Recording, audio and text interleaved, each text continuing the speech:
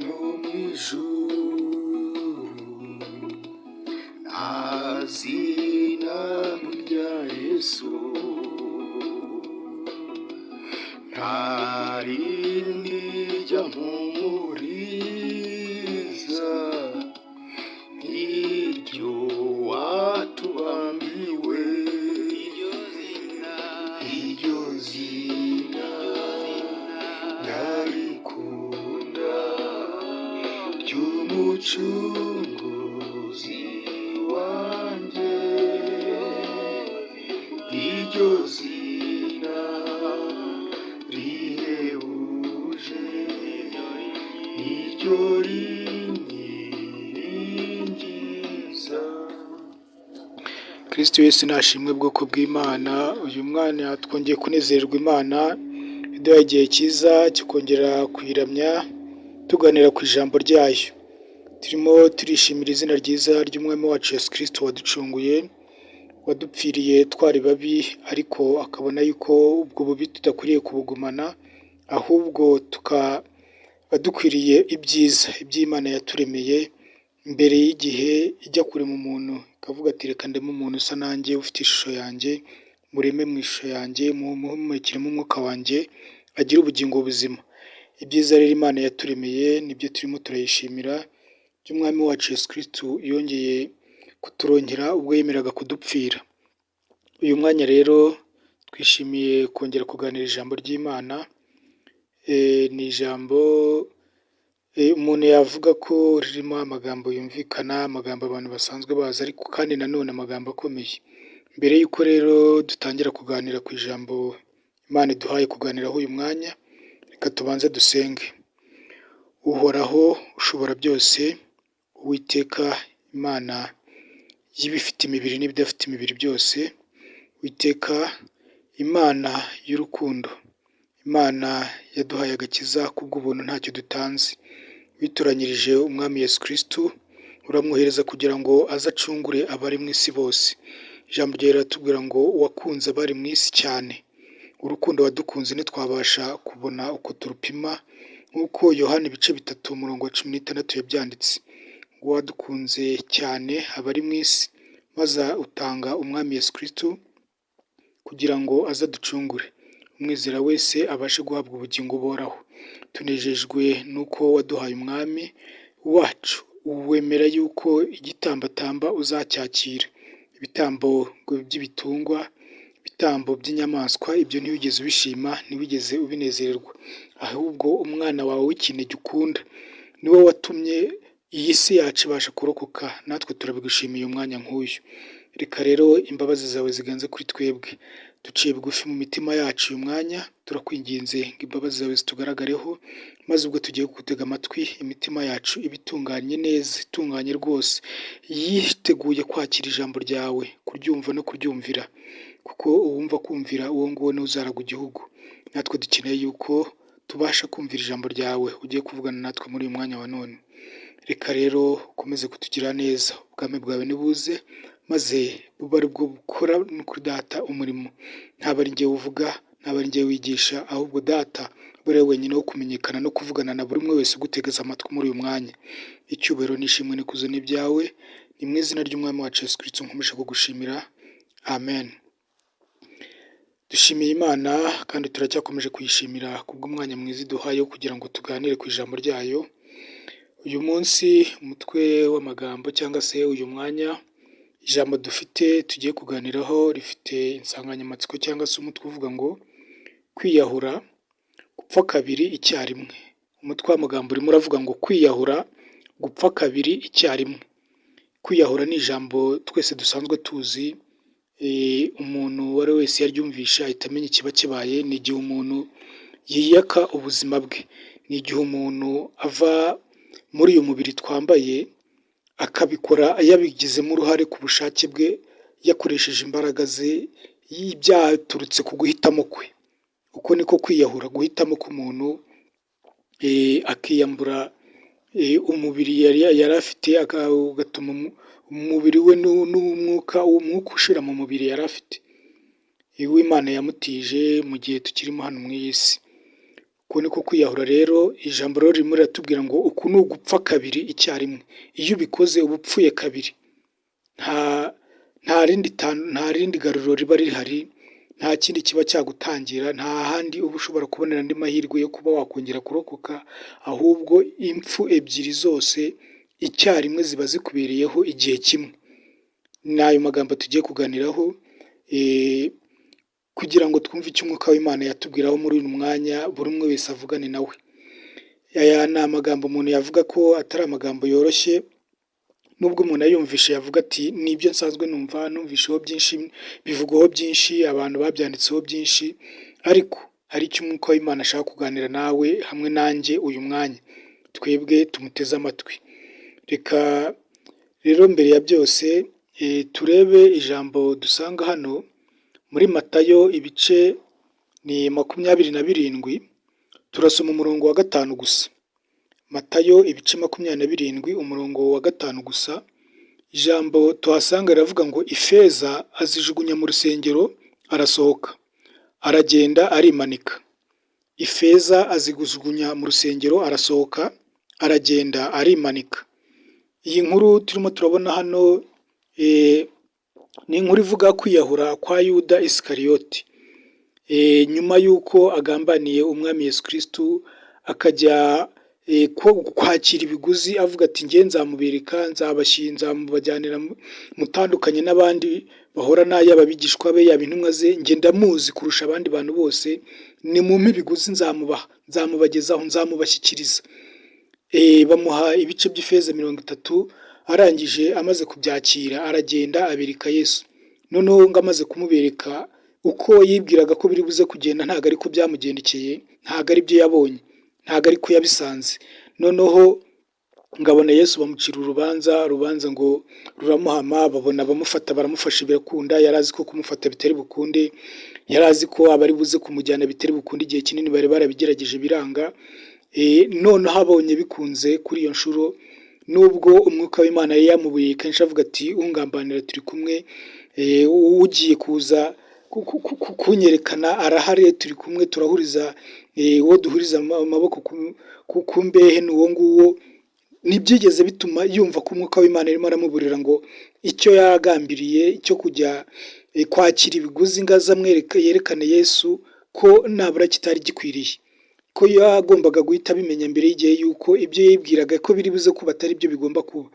Yuda rero Isikariyoti ngo agezeho amaze kubona yuko ibyo yibwiraga atari ko bigenze, ngafata umwanzuro wo kuvuga ati za feza mwampaye ntazo nashakaga, ntago nari mfite inzara y'ifeza, n'ubundi feza umuntu azisanga mu isi akongera akazisigamo, nimusubirane ifeza zanyu, nabeshyeye umuntu, unashyizeho umuntu urubanza nta maraso ye, azira ubusa arengana.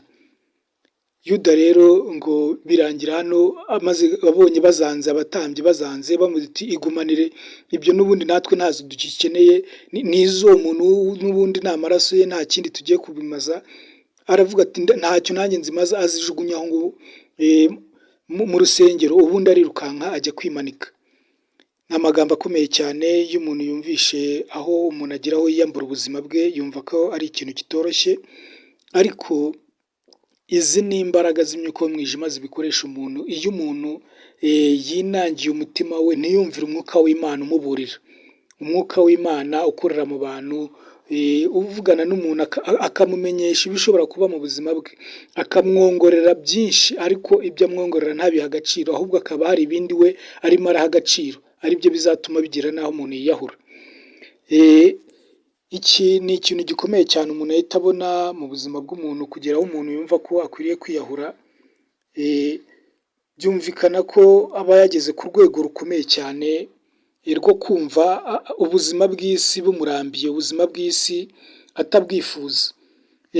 Iyo umuntu nabura atangiye kubitekerezaho, agira akavuga atari ku bundi mu buzima bw'umuntu ni iki gishobora gutuma umuntu agera ahantu afata uyu mwanzuro ukomeye cyane wo kwiyahura, akagira ahantu avuga ati nge sinyikeneye ubuzima, ibyo kubaho ntibikinejeje, ntibikinshimishije, akumva ibyo abantu bose bamugiraho inama n'ibyo abona mu buzima bwe, ibyo yanyuzemo byose akabitesha agaciro, ahubwo akareba ikintu arimo arahura nacyo kimuremereye, akavuga ati iki nicyo mpaye agaciro, reka niyambure ubuzima bwanjye.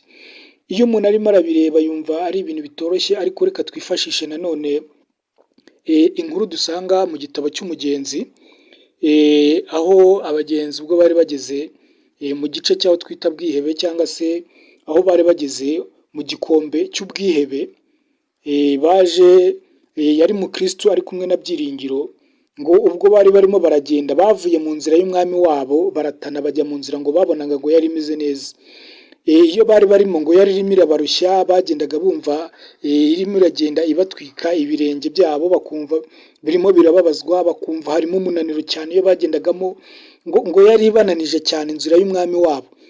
Iyo ni inzira ifunganye bagendagamo, ngo ariko noneho ngo babona ngo indi nzira ikikiye, ngo noneho ngo babona ngo yo ni nziza, ngo ijya no mu gikingi, ngo barebesheje amaso babonaga ari cyiza. Baravuga ati none reka dukikire ahangaha, turabona ko izi nzira zishobora kuzagira ahantu zihurira hari imbere. Ati nitunyura hano nabura turaba turuhukiweho akanya gato, turaba tubonye ikitworoherezaho akanya gato, tuzagera imbere dukomeze mu nzira yacu nta kibazo kirimo. Bata inzira y'umwami wabo binjira mu nzira batazi, ubundi bayigendamo. Iyi nzira rero bayigezemo niho bahuriyemo n'ibyago, baza kugera aho bubiriraho umwijima urabudika, noneho babona inzira bagendagamo no kongera kuyibona ntibikibakundiye. Uwo bari bari kumwe wabagendaga imbere agira aho noneho nawe agera aho igisimu akandagira igisimu kiramumanukana, aragenda aragwa, baramubura, bakajya bumva umuntu uniha gusa, babaza batanabasha kurunguruka ngo bamubone, bakumva ntabasha kuvuga, bakumva uniha gusa. Uwe babona yuko inzira bagendamo atari yo, basubira inyuma. Ariko noneho ngo n'imvura iragwa nyinshi, imvura nayo iragwa, noneho babona babuze icyo bakora. Baravuga ati none cyadukura muri iyi nzira, cyadukuye muri ya nzira twagendagamo umwami wacu, Imana itubabarire, twamenye yuko twayobye mu Kristo rwose, kuko ari wari bwiye Byiringiro ati tuyivemo. Biramubabaza cyane, aravuga ati Imana imbabarire, nawe umbabarire, nagukuye mu nzira twagendagamo ari nziza, wari wabanje kumbwira ariko sinamenye. Baganira byinshi, ariko bageze aho ngo bagera kuko ahantu babona akazu bashaka kujya kukugamaho kugira ngo barebe ko bakirinda imvura. Noneho ngo bahageze barasinzira, ibitotsi birabafata, noneho biva ku mwijima, biva ku mvura irimo iragwa, noneho n'ibitotsi birabafata n'umunaniro wari wabaye mwinshi, barasinzira. Mu gitondo rero igihanda bwihebe kirimo kirigendera mu gikingi cyacyo, kiza gukubitana nacyo baje kugama mu gikingi cyacyo, kirabaza ati mwe muri abahe? Batangira kwisobanura bazi ko ari ibisanzwe, ati turi abagenzi twayobye, ahubwo udufashije watuyobora. Aravuga ati ninde wababwiye kuza kundibatira igikingi? Igihanda bwihebe nuko cyabwe ati ninde wababwiye kuza kundibatira igikingi?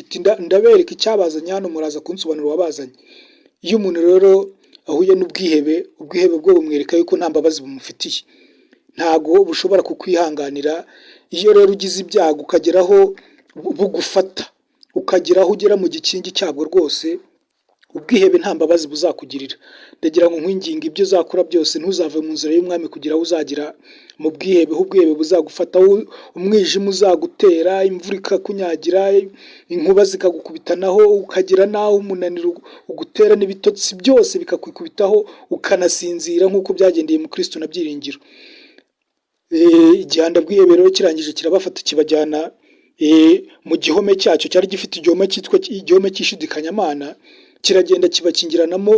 Ubundi kiravuga ati ntago mukincitse ukundi. Iyo umuntu yageze mu bwihebe rero nta kindi kiba gikurikiyeho, nuko n'ubundi iki gihome nacyo kiraza kikamufata, gushidikanya, akavuga ati se ya Mana najyaga nizera, ya Mana najyaga niringira, yaba akiriho, yaba ikiri nzima?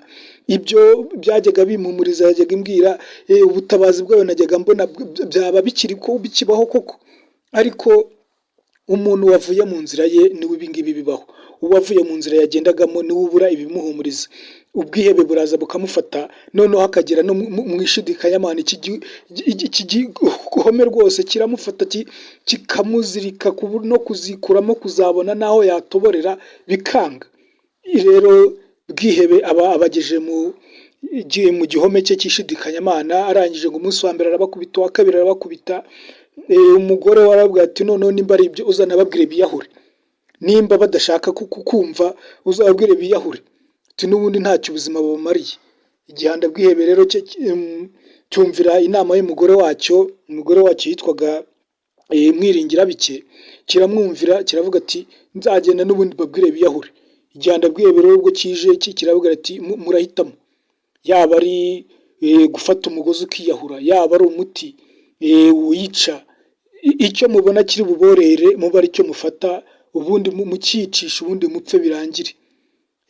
Ariko mu Kristo na Byiringiro nubwo bari babaye cyane, ubwihebe bubamereye nabi, ishidikanyamana ryabagezeho, bagezeho bafata umwanya wabo wo kuganira, baganira ku byo igihanda cyari kimaze kubabwira. Iki gihanda cy'ubwihebe cyari kimaze kubabwira, ubwo amajwi y'ubwihebe yari arimo arabongorera ibyo bagomba gukora mu buzima bwabo. Iyo umuntu yihebye hari amajwi aza akamwongorera y'iki gihanda, akamwumvisha icyo yakora, akamwumvisha yuko yakiyambura ubuzima. Aha rero mu Kristo na Byiringiro barimo baraganira, mu Kristo ni wawe ati se tubikore, dukore gute? Abaza Byiringiro ati tubigenze gute, twakora iki? Kubaho kwacu kwa none ni kubi cyane, ku bwanjye meze murungabanga, sinzi yuko icyizere ariko twabaho tumeze dutya cyangwa ari uko twapfa nonaha.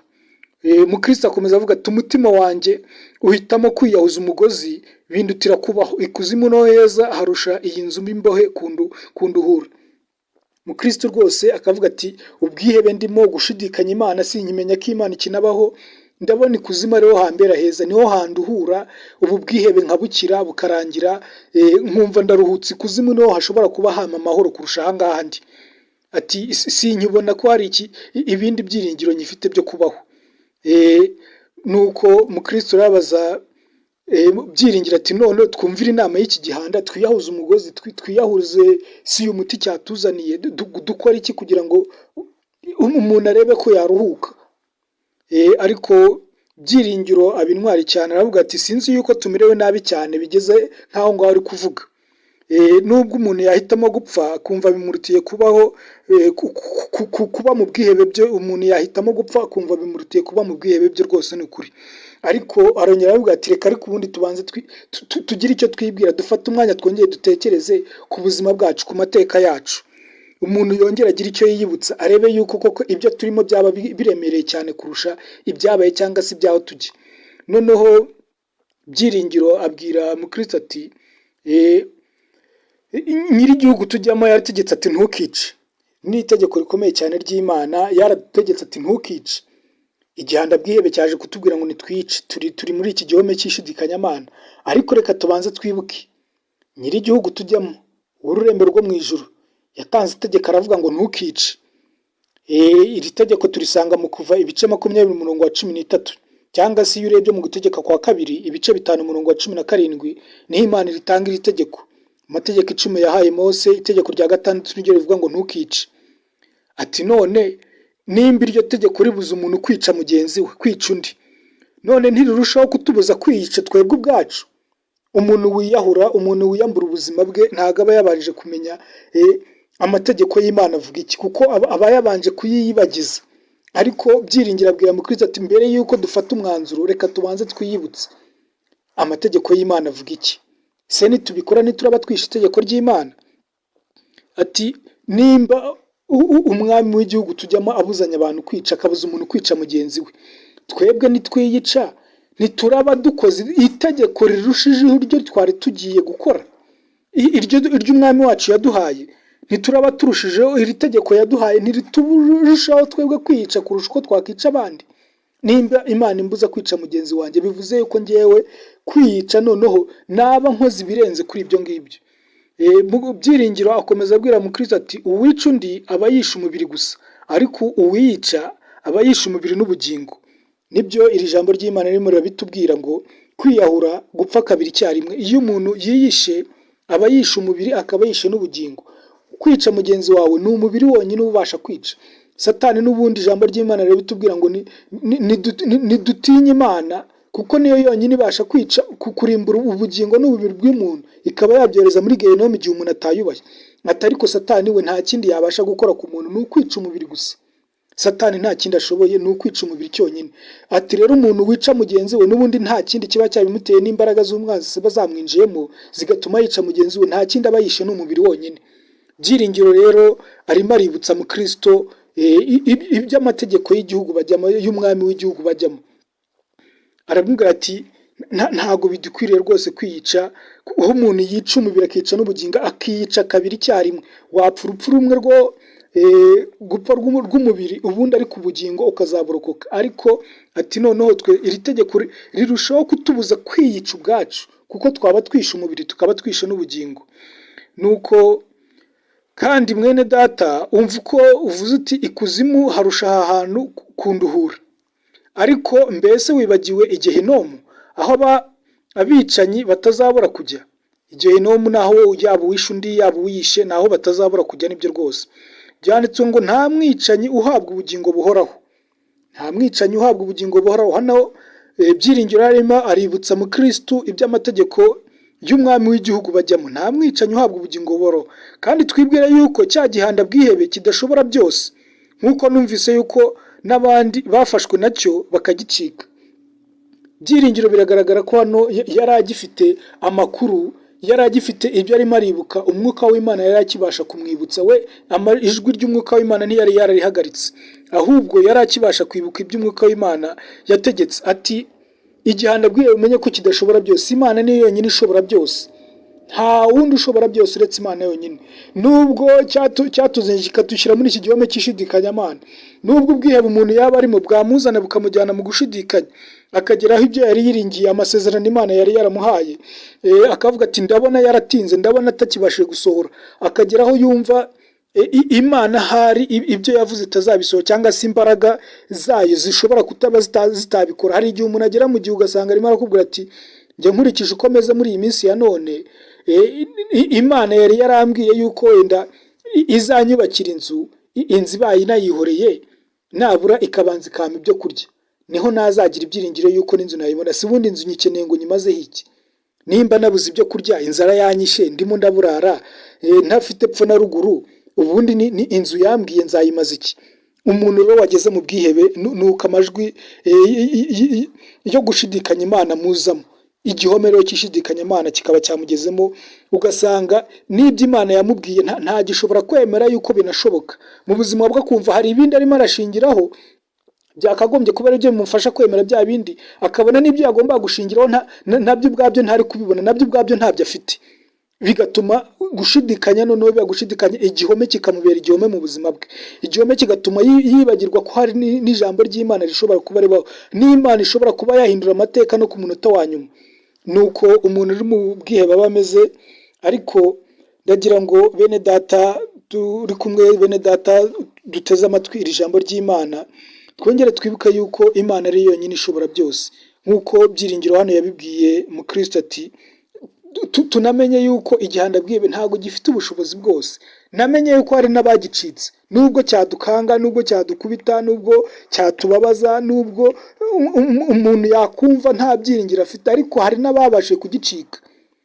Byiringiro rero yakomeje arimo arakomeza mugenzi we aramubwira ati kwiyahura byo tubyihorere, nubwo wabishaka kubigereranya no kuvuga ngo ikuzimu harakuruhura, ariko wibuka ko na gehinomu ihari. Wajya ikuzimu ubu nonaha, wajya ikuzimu urupfu rwawe wapfa ubu nonaha ukajya ikuzimu ukaba utegereje, ariko gehinomu irahari, izahora ibabaza abanzi cyangwa abicanyi b'Imana. Abicanyi bose nta handi bazajya ni gehinomu, aho bazahora bababarira iteka ryose, ntabwo bazababara rimwe cyangwa kabiri. Mu gihome bari bamazemo iminsi 2 gusa, barimo barasatira uwa gatatu. Ukibaza rero kujya gehinomu uzaba iteka ryose urimo urababara, ukibaza wabigereranya n'iminsi 2 koko? Ibyo Byiringiro yemera abwira rwose mu Kristo ni ibintu byumvikana. Ntago ububabare bw'ubwihebe bari barimo bw'umunsi umwe cyangwa iminsi 2 cyangwa umwaka umwe cyangwa imyaka 5 nawe waba urimo, ntago ibyo ngibyo wabigereranya no kuzaba muri gehinomu imyaka umuntu atabasha kubara, atazi n'igihe cyayo. Ijambo ry'Imana rivuga yuko yo ni imyaka umuntu atamenya uko ingana. Ati ibyo ngibyo by'ubimenye rwose, igehinomu ho nta kindi kintu tuzabonayo, nta kindi kintu kizaba uretse kuzababaza abanzi b'Imana iteka ryose, kuzababaza abanzi b'Imana igihe cyose. Ati wibuke kandi ko Imana y'ubwayo ariyo yabivuze ngo nta mwicanyi ushobora guhabwa ubugingo buhoraho. Nimba tugiye kwiyica, nimba tugiye kwiyahura, twibuke yuko nta mwicanyi ushobora guhabwa ubugingo buhoraho.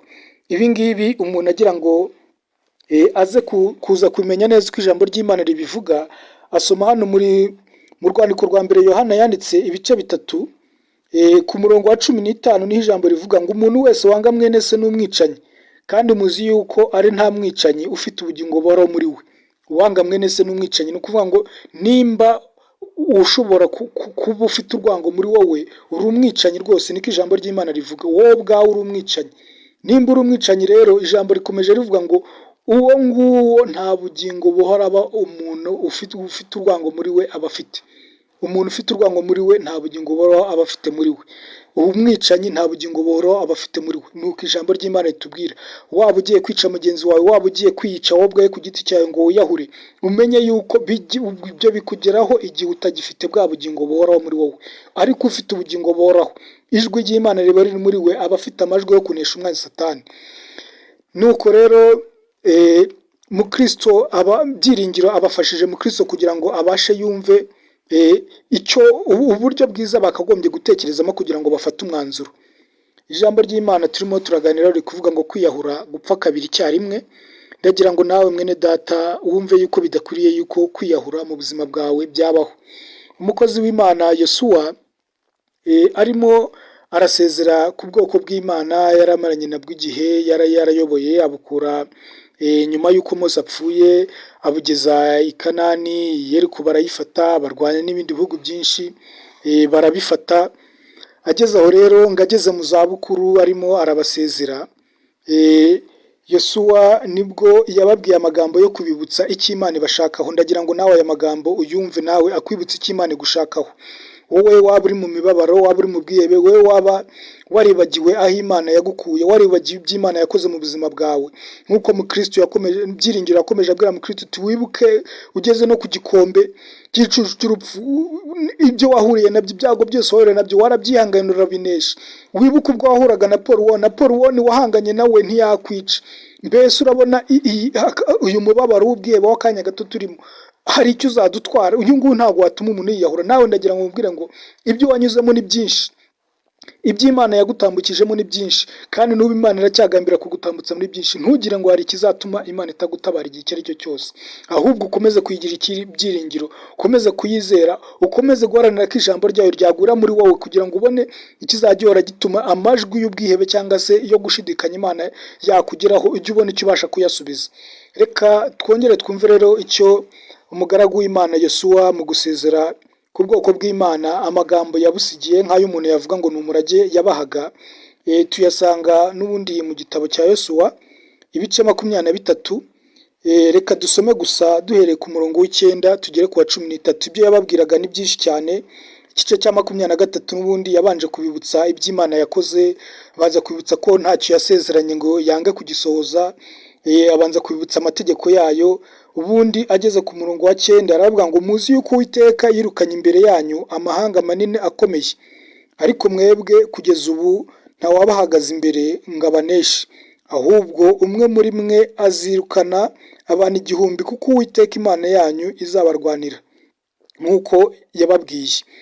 Nuko mugire umwete cyane wo gukunda Uwiteka Imana yanyu, ariko nimusubira inyuma ho gato mukifatanya n'aya mahanga asigaye muri mwe, mugashyingirana mukifatanya nabo bakifatanya namwe, mumenye mudashidikanya yuko Uwiteka Imana yanyu itazongera kwirukana ayo mahanga buheriheri, ahubwo bazababera umutego n'ikigoyi, bazabamerera nk'inkoni zitimbura mu mbavu n'amahwa ahanda mu maso, kugeza ubwo muzarimburwa mugashira muri iki gihugu cyiza Uwiteka Imana yanyu yabahaye. Aha umugaragu w'Imana Yosuwa yararimo navuga ngo arimo araraga ubwoko bw'Imana, arimo arabibutsa iby'Imana yabakoreye, iby'Imana yasezeranye yuko yirukanye amahanga imbere yabo, ntawigeze abahagarara imbere, kandi Imana ikaba igikomeje kubasezeranya yuko umwe muri bo azaza yirukana 1000. Umuntu umwe afite imbaraga rwose zo kwirukana abadayimoni 1000 bahagurukiye kumurwanya. Izo mbaraga Imana yarazitanze. Nawe ndagira ngo nkubwire ngo uyu mwanya none umenye ko izo mbaraga uzifite. Iri ni isezerano ry'Imana. Ariko arangije yongera kubabwira ati nimwifatanya n'aya mahanga, nimwongera kwifatanya n'abangaba batubaha Imana. Kwifatanya n'abatubaha Imana niko kwa kuva mu nzira twahoze dusoma mu mu byo ba mukristo na byiringiro bakoze bava mu nzira y'umwami wabo bakajya mu nzira bibwiraga yuko ari nziza ngo nta kibatwaye izahurira imbere ngo niyo bari basanzwe bagendamo y'umwami wabo. Nimwifatanya ngo n'amahanga abatsikije, amahanga asigaye, mukashyingirana nayo mukifatanya nayo, muzatuma Imana aya mahanga yari asigaye nayo itazayirukana ahubwo iyamareho buheriheri. Ahubwo aya ngaya azababera ikigoyi, azababera umutego mu buzima bwanyu. Nawe nagira ngo nkwinginge mwene data, umenye kizagutega umutego mu buzima bwawe, kizatuma ugera ahantu ushobora kuzahura n'ubwihebe, ahantu ushobora kuzahura no gushidikanya Imana, bigatuma byakujyana mu kwiyahura. Ndagira ngo umenye inzira ishobora kuzakuyobya iyo ariyo, nuko uzava mu nzira y'Imana, nuko uzajya kwifatanya n'abatemera Imana, nuko uzajya gushyingirana nabo, ukumva nawe ibyabo urabishaka, ukumva nawe ibyabo urabyifuje, ukumva nawe ibyabo urabikurikiye. Ibi nibyo bizagukura mu nzira y'Imana. Aha rero umugaragu w'Imana Yosuwa yashoje ababwira ati uko bizagenda kose bazababera umutego, bazababera nk'inkoni zikubiswe mu mbavu. Ukumva umuntu rwose arambuye amaboko akayashyira hejuru bagakubita inkoni mu mbavu, uko biba bimeze. Atabe mahanga azababera nk'inkoni rero zikubiswe mu mbavu. Aya mahanga azababera nk'amaho bajomba mu maso, azababaza rwose kugeza ubwo muzarimbuka mugashira muri iki gihugu cyiza Imana yanyu yabahaye, muzarimbuka mugira nawo mushira. Nawe rero ndagira ngo mubwire ngo mwene data, nutaba amaso ngo wirinde ibishobora kuba byakuyobya, ibishobora kuba byagukura mu nzira y'Imana, nta kizakubuza kurimbuka, nta kizakubuza gutuma ubugingo bwawe rwose nimba ari ukwiyahura bitakubaho. Kwiyahura biri mu buryo bwinshi, ntago ari ugufata ubuzima ngo umuntu yishyire mu mugozi nk'uko igihanda bwihebe cyabwiraga byiringiro na mukristo ngo cyabazaniye umugozi cyangwa se cyabazaniye umuti wica cyangwa se cyabazaniye icyuma ngo bisogote n'ibindi byinshi umuntu ashobora gukora yiyambura ubuzima. Byonyine kwifatanya n'abanyamahanga umenye ko uzaba ugiye kwiyahura, kuva mu nzira y'Imana wagendagamo, kwanga kumva amategeko y'Imana ukajya kwiyica nk'uko abamukristo bumvaga kwiyica ntacyo batwa, bakavuga ati ikuzimu haturutira kubaho heza, aho kugira ngo umuntu agume muri ubu bwihebe, ikuzimu niho haturushira kubaho heza. Nawe ndagira ngo nkubwire ngo ubanze umenye ko Imana yawe idashaka kuzava mu nzira yayo wagendagamo, ngo ugire indi nzira iyo ari yose wagendamo. Hari benshi bajya bavuga ati rega n'ubundi by'iyi nzira birakomeye, biragoye cyane, nta n'uwabibasha. Ariko ndagira ngo nangere kandi gusomere aya magambo dusanga mu Baheburayo, utazagira urwitwazo urwo ari rwo rwose uzashyira imbere y'Imana ngo wumve yuko ari we muntu ushobora kuba ubabaye cyane, ari we muntu ushobora kuba uzahura n'ibikomeye mu buzima bwawe. Imana yabivuze ukuri iti ibigeragezo ntibizabura kuza, atari ko hamwe n'ibibagerageza nzabacira kanzu. Ndagira ngo ubwire ko Imana izagucira kanzu, ariko niwumva ibiguhumuriza byabuze ubanza wumva icyo ijambo ry'Imana rivuga hano mu Baheburayo ibice 11. Tuhabona intwari zo kwizera. Ijambo iki gice gitangiye kitubwira abizeye Imana uburyo Imana yagiye batabara, uburyo Imana yagiye ikorana nabo kugeza ubwo bavuye mu mubiri bakiyizera. Imana ikaba irimo irahamya kwizera kwabo. Ariko muri iki gice cya 11 cy'Abaheburayo, iyo umuntu ageze ku murongo wa 35, reka dusome duhere kwa 35 tujye kwa 38, tuhasanga amagambo avuga ngo abagore bahabwaga abo bapfushije bazutse, abandi bakicishwa inkota ntibemere kurokorwa kugira ngo bahabwe kuzuka kurushaho kuba kwiza. Abandi bakageragereshwa gushinyagurirwa no gukubitwa ibiboko ndetse no kubohwa no gushyirwa mu mazu y'imbohe. Bicishwaga amabuye bagakerezwa inkerezo,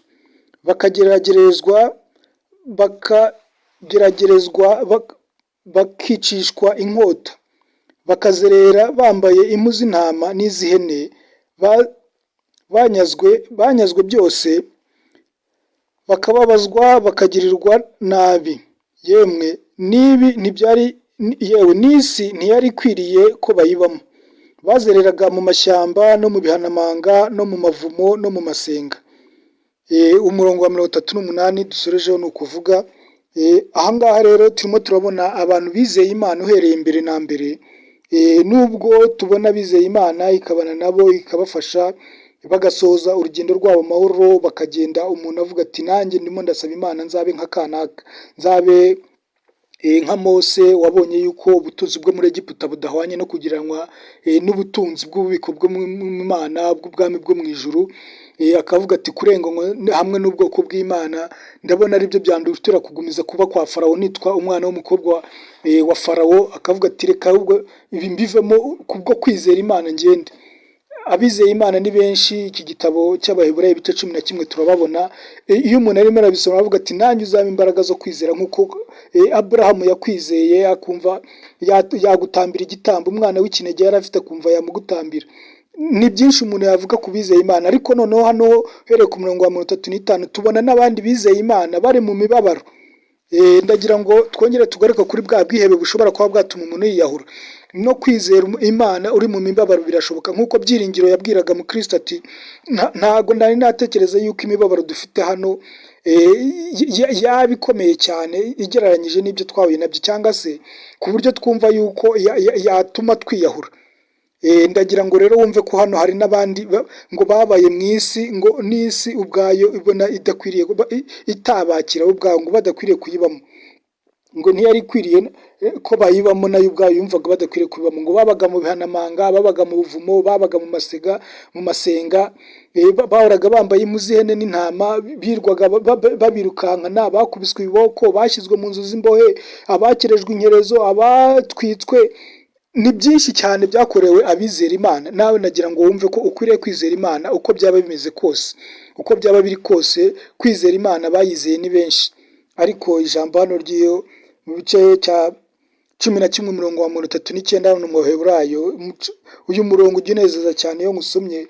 Uravuga ngo abo bose nubwo bamaze guhamywa neza ko kubwo kwizera kwabo, nyamara ntibarahabwa ibyasezeranijwe, kuko Imana yatugambiriye ikirushaho kuba cyiza, kugira ngo abo badatunganywa rwose tutari kumwe. Abo bose ibyo basezeranyijwe ntibari babihabwa, ntibari batunganywa rwose tutari kumwe, baracyadutegereje. Nawe mu Imana igitegereje kugira ngo uhamye kwizera kwawe, nawe Imana izaguhamye nk'uko yahamije abangaba urimo mwene data. Imana iracyagutegereje rwose, wumve ko Imana ikigutegereje ngo nawe uzahabwe ibyasezeranyijwe hamwe n'abangaba. Yaba abasoje urugendo tubona ko bamerewe neza, yaba barusoje batamerewe neza, isi niyo ubwayo nayo itarabonaga ko bakwiriye kuyibamo, abo bose baracyagutegereje. Abo bose Imana iracyavuga ati n'akana ndamutegereje kugira ngo azaze njye guhemba abangaba nawe ari kumwe nabo, kuko azaba yaranyizeye nk'uko banyizeye. Azaba atarigeze ateshuka mu nzira yanjye nk'uko nabo batateshutse. Azaba atarigeze ajya kwifatanya n'amahanga y'abatizera nk'uko n'abangaba batigeze bifatanya n'aya mahanga atizera. Azaba atarigeze ajya kwiyahura ngo ave mu nzira yari arimo, ajye mu gushidikanya, ajye mu bwihebe, ajye mu nzira yibwira ko inzira nk'uko Yesu yabitubwiye ngo ni inzira yagutse ngo abayinyuramo ni benshi. Ntiyigeze nawe Imana izavuga ati si wigeze uyigendamo, ahubwo wagumije kunezerwa no kugenda mu nzira ifunganye, gumiza kwiragiza umwami kugira ngo agushoboze uzabashe gusoza urugendo. Bene data rero, kwiyahura ni ikintu gikomeye cyane, nk'uko iri jambo turimo turariganiraho ritubwira ngo kwiyahura gupfa kabiri icyarimwe. Kwiyahura iyo umuntu arimo arabireba ashaka kubishakira ibisobanuro, hano hari nk'uburyo butanu nashatse kubivugamo kugira ngo tubwumve. Kwiyahura icyo umuntu aba akoze mu buzima bwe. Hambere navuze ngo kwiyahura ni ukwiyanga no kwanga bagenzi bawe. Kwiyanga no kwanga kwiyahura, kwiyanga kandi nabyo bikaba ukwanga kumvira Imana, kwanga kumvira amategeko y'Imana. Iyo umuntu yiyahura, icya mbere aba yiyanze we ubwe ku giti cye, akaba yanze na bagenzi be, akaba atakibaha agaciro. Kandi nanone uko kwiyanga kwe bitwereka ko ari ukwanga mbere na mbere, ni ukwanga kumvira Imana, ni ukwanga kumvira amategeko y'Imana. Nujya kwiyahura rero, nutekereza kwiyahura rero, uzabanze uvuge ati hari itegeko ry'Imana ngiye kwica. Uzasanga Imana rwose ibivuga. Itegeko rya 6 ni ukwica. Ni ukwica. Imana iratubuza kwica, yaba ari ukwica undi muntu cyangwa se kwica wowe bibaye akarusho, kuko byo ni itegeko rikomeye kurusha uko wavuga ngo ngiye kwica abandi. Icya kabiri hano nabonye kwiyahura ni ugutesha agaciro ishusho y'Imana iba muri wowe. Ibi bisobanuye ko uba wanze Imana y'ubwayo, bikaba ari byo bituma itanakubabarira. Ibyo wakora byose wiyahuye, Imana ntiyakubabarira. Ishusho yayo iri muri wowe uba wayitesheje agaciro. Ni nk'uko uvuga ati Imana nimba ngezaho numva itagize ikimariye, Imana ubwayo uyitesheje agaciro iyo wiyahuye. Icya gatatu nasanze rero kwiyahura ari ukugambanira sosiyete wavukiyemo, kuko uba uyikojeje isoni, ugaragaza ko yabuze ikikumarira, ujya kwiyahura kuko sosiyete wavukiyemo urimo urayereka ko yabuze ikikumarira, abayirimo nibo babi kukurusha, wowe ukaba wigaragaje wishyize mu mwanya w'uko ari wowe waba utunganye. Ibi rero biba bigaragaza yuko sosiyete wari urimo uyicira urubanza kidatunganye, bikaba ari wowe utunganye, ari wowe udakwiriye kuyibamo kubera utunganye, ukaba udakeneye kuyibamo, ukajya kumva hari ahandi hantu wifuza kujya kuba hatari ukugumiza kuba muri iyo sosiyete. Ubwo rero uyicira urubanza, uba wibwira yuko aho ugiye kuba ariho hakagombye kuba ari heza, ya sosiyete ahubwo wari urimo yo itari nziza, itakubaniye neza, itakumereye neza. Ikiro cyo nacyo bigaragaza ko kwiyahura ni uko umuntu aba yanze sosiyete yari arimo, aba yumva yamubangamiye. Ahandi icya kane, umuntu abona ko kwiyahura ari ikimenyetso cy'urwango rukabije umuntu yigirira we ubwe ku giti cye, aho umuntu ubwe ku giti cye aba yiyanze urwango rukabije, kugeza n'aho ubwo yiyambura ubuzima. Uriyangaho ukumva ntacyo kubaho bikumariye, ntacyo kubaho bivuze, ukageraho wumva wowe ubwawe ntiwikeneye, ubundi ukiyambura ubuzima. Icya gatanu nabonye ko kwiyahura ni uguhamya ko umuntu ari umunyantege nke, kugeza n'aho atabasha kwizera ko hari abandi bamufasha cyangwa se Imana yo ubwayo yamufasha. Imana yamuremye ko nayo ubwayo ifite ubushobozi bwo kuba yamufasha. Ibi bigaragaza ko uba wageze ku rwego utishoboye kandi nta n'undi ushobora ibyawe cyangwa se ibisa nabyo, nta n'undi wabishoboye. Ariko ndagira ngo nkubwire ko nubwo wakibwira ko waba uri mu bikubabaza bikomeye gute, waba warageze mu biremereye bimeze gute, ariko ndagira ngo nkubwire ngo byonyine ufate urugero ku ijambo ry'Imana, icyo ritubwira ku nkuru ni ya Lazaro hamwe n'umutunzi. Tubona ko Lazaro ngo yari ababaye cyane, adafite ibyo kurya, arwaye n'ibisebe, akaba rero kwa nyamutunzi. Ubundi nk'uko ijambo ry'Imana ribivuga, Lazaro ngo yifuzaga kuba nabura yahazwa n'ubuvungukira buvuye ku meza yo kwa nyamutunzi. Nabura atari ukuvuga ngo ni ibisigaye iby'ubuvungukira, akavuga ati niyo nabura ibyo ntanabibona, nabura nkanasangira n'imbwa ze, ibyo bajugunyira imbwa nanjye nabura nabyo ubwabyo nkabibonaho nkaryaho, akumva ibyo ngibyo byabasha kumuhaza. Uyu ni umubabaro ukomeye cyane Lazaro yari arimo. Ariko ngo nyuma y'igihe gitoya Lazaro yarapfuye, ajya kwibera mu gituza cya Aburahamu. Noneho na nyuma yaho noneho nyamutunzi nawe aza gupfa. Ageze noneho ikuzimu, aba yabona noneho aho we yateguye kujya kuba hariho. Abona Lazaro yibereye mu gituza cya Aburahamu, aguwe neza, ari mu munezero. Noneho atangira kubaza ati se byagenze gute ko ndi mwisi ari njye wari umeze neza, Lazaro ababaye, ntanamwitayeho, yirwa ari imbere y'urugo rwanjye, ntacyo agira cyo kurya, yirwa asangira n'imbwa zanjye azinginga ngo zimugabure ku byo tuzijugunyiye, aha ngeze nibimeze gute? Ati noneho ndi kumva umuriro umbanye mwinshi. Inkuru nuko ikomeza kuvuga ati nabura Aburahamu inginga Lazaro akoze isonga ry'urutoki rwe mu mazi, azatonka yanyize ku rurimi rwanjye, ndebe ko nabura uyu mubiri ntwika wagabanuka. Ikuzimu rero nta abanzi b'Imana cyangwa se abatakorera Imana, ababandi biyahuye bakanga kumvira amategeko y'Imana, barahababarizwa bikomeye. Lazaro rero Aburahamu asubiza nyamutunzi ati ntabwo bishoboka, hagati yacu nawe aho uri hari umuhora muremure, ntawe ubasha kuwurenga ngo abe yagera aho undi ari. Ati nimba ibyo bidakunze se nabura wamutumye akajya kubura bene data na bene mama nasize, nabo batazaza ahantu ndi ko mbona ari habi cyane. Nawe ndagira ngo nkubwire rwose, ntuhitemo kwitegura kuzajya kuba ahantu habi nk'aha ngaha, aho nyamutunzi nawe ubwe yageze akavuga ati ntabwo nari nzi ko ari aha ngaha ndimo ndategura, ntabwo nari nzi ko ari iyi nzira nshaka kuzazamo. Akumva mu buzima bwe biramubabaje cyane. Nawe witegure kandi usaba Imana igushoboze kuzajya aho uzanezererwa iteka ryose. Reka dusoreze aha ngaha. Twavugaga ku kwiyahura ko ari ukwica uburyo bubiri icyarimwe. Imana ikomeze ibaganirize. Ni byinshi umuntu yavuga ku kwiyahura, ariko umwuka w'Imana akomeze kubana namwe kandi abayobore mu nzira Imana ishaka ko mugendamo. Data, turagushimiye kubwira ijambo, imbabazi zawe nizikomeze kubana natwe. Guteze amatwi wese wumvishe icyo umushakaho muri uyu mwanya, reka umwuka wawe wera abe ari wo kumuyobora, amugwirize imbaraga zo kunesha icyaha n'igisa nacyo, amugwirize imbaraga zamujyana mu nzira idatunganye yatuma ajya mu bwihebe no mu gushidikanya. Umukomereze mu rugendo rwe uwo ari we wese ugushaka nk'uko wabigambiriye, mu izina ry'umwami wacu Yesu Kristo, amen.